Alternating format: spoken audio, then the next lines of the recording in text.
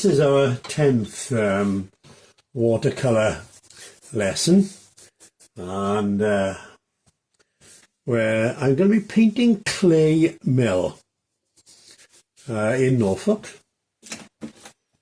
and I'm just going to get some sienna first of all into the sky, I think, just to warm it up a bit. Let's get it here. Now I'm going to want the sails of the windmill to stand out, so that's going to have to be a darker colour by there. So we'll keep the light from this top end so it gets darker towards the actual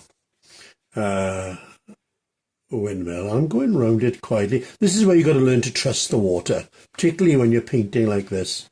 Around a windmill, it'll stop where you left the water. There we are, look at that now. And we'll get some blues in here as well. I think, let's soak that up a little bit. So we got the lights up here. Bear in mind, it always, see, every time I paint, I explain it dries so much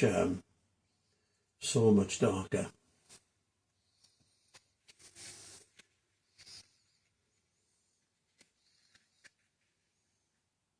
And it's a light touch, very light touch. And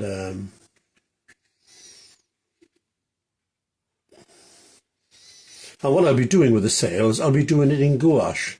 So I'm going to worry about that just at this stage. And I think that's it with the sky. I don't think I want to do much more than that. So I'm keeping the lights to this left side.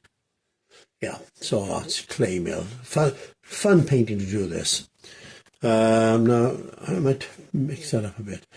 There we go, there we are. Right, leave it alone now. That's the thing. You get so far and then you can't fuss. You don't want to be more than about a minute with the sky, that's for sure.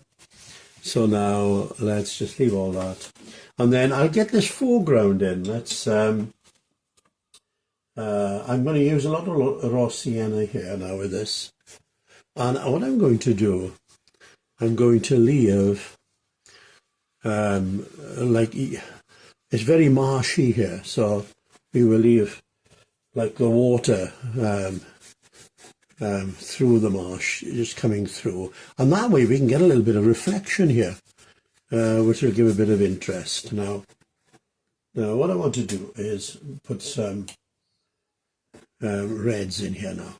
So I've got light. All I'm doing is putting some light red in here, which will pick up a lot of the pantel roofs on the building, which is great. So let's get a bit of. I've just put a bit more blue with it now. So there's blue, like ultramarine blue with the cobalt. And I'm darkening it towards the foreground. I'll be coming over all of this, that's the thing. And it doesn't matter that I go over the white, I can always come back and rescue that with some gouache. Now what I might do is get some stronger mix in now. Real stronger mix. That means there's less water. And see how stronger that is there now. That's better, that's registering better. But I still leave these light bands that will come through that I can work on, So I can't do much more than that now, really. Only I don't know whether to try and get some of this greenery in. It's going to blend, that's the only thing. But we'll go so far. Let's have a look. Let's have a look here and see.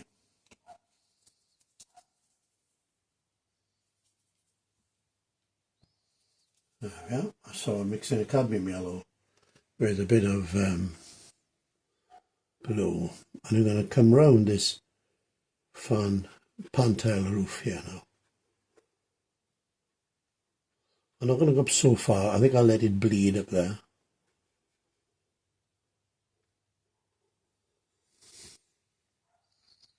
Put a little bit by there.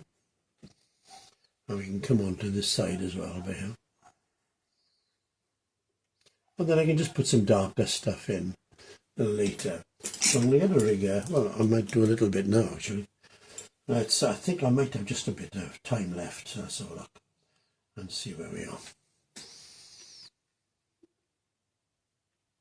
Here we are. I've spent many a time over here sketching and painting, and oh, it's magical. Yeah, we had the old VW camper van years ago, and explored a lot of Suffolk, Norfolk, and that area, which was great, really. Just pull in wherever.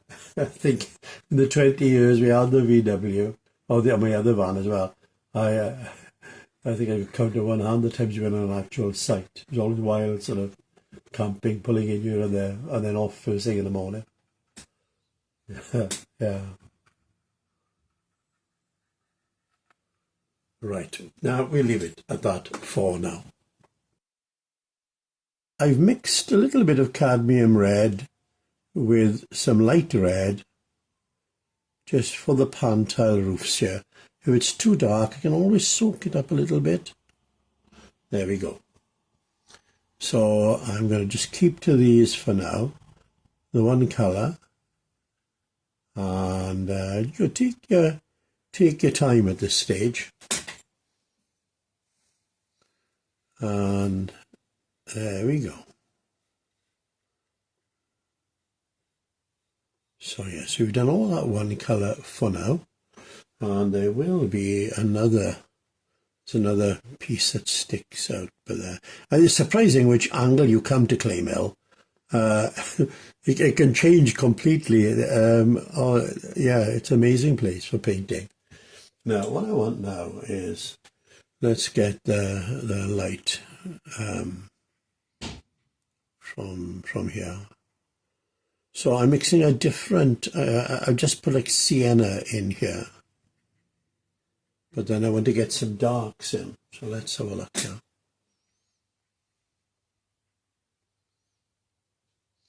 And because the light is coming from this side, there we go.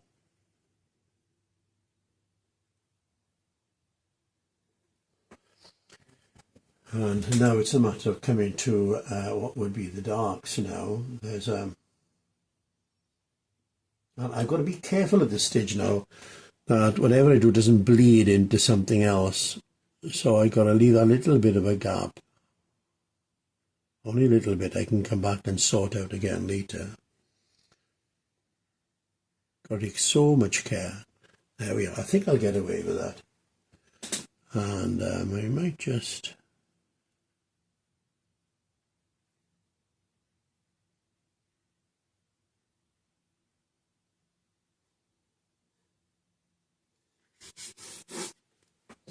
And we might mix like a sienna colour to come in here now. There we are. So you can see I'm leaving gaps so it doesn't bleed. There was an artist, Ray Campbell Smith, who did a lot of demos, produced a lot of books and videos, and you'd see a lot of that with him in his painting. He would leave these gaps everywhere so you could just keep on going. So now, we can't really do much more than that. That's all got to dry. And then the next session, I can accentuate on that. But what I could do, because I think we've got time, let's just get a little bit of some darks in here at this water's edge.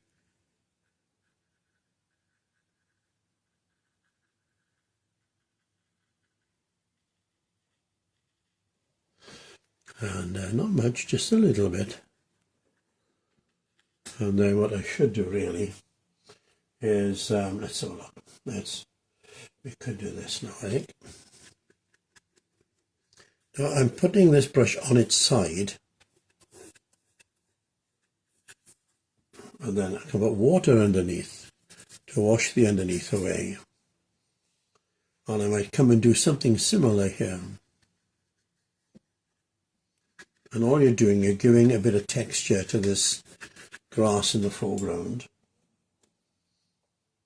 So, but it needs to be fairly strong paint for it to work.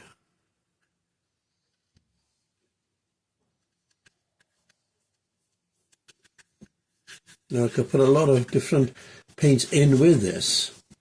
Just get a nice green actually. And let's see what happens with that.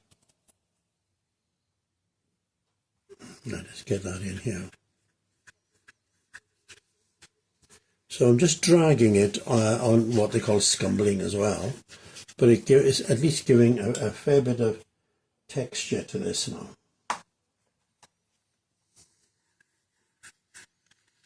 So I'm working in bands and just coming right across, and let's have a look.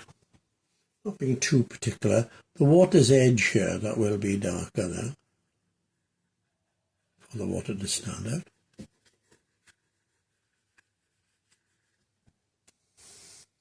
And then the finished painting, I'm doing this very rough, of course, because it's only a lesson, and I want you to see everything that I am doing. There we go. And I think I'll take that up there a bit. That's better. Yeah, that's better. And I can come on that bit stronger again now, but I think we need to call it a day now, I think. And come back to it for the last session. There we go. Let's leave it there for now. But to just finish off this painting of Clay Mill, I've had a pen out really and just accentuated here and there, an old fountain pen. So now I'm going to use gouache, and there's only a suggestion here. You don't want to go in for all the detail. It's just a little bit of nonsense really. And again, like I say, because of the distance, you wouldn't see all the detail. You're just wanting in a sense, a suggestion of the sails, yeah. And it's an instance of where less is more. You know, the less you put in, the more the eye works, and the eye fills in the rest really. And yeah, that's fine. So now then we've got this is there we are. Yeah, my youngest daughter, lived in Cambridge for about 10 years. Thankfully in the Lord, she's back in the area now with us, just down the road from where we live, so we see the grandchildren. Great, but she was there for 10 years, and during that time we'd often go up in the VW and travel around, and so much really of Suffolk and Norfolk. Yeah, just pull the van in and then move on different parts. And now then, you see, I don't think we need any more than that. That is what I will do. I'll get a bit of blue to get this in shadow a little bit. But yeah, there we are, just to get that in shadow now. But there we go. That's Clay Mill in Norfolk.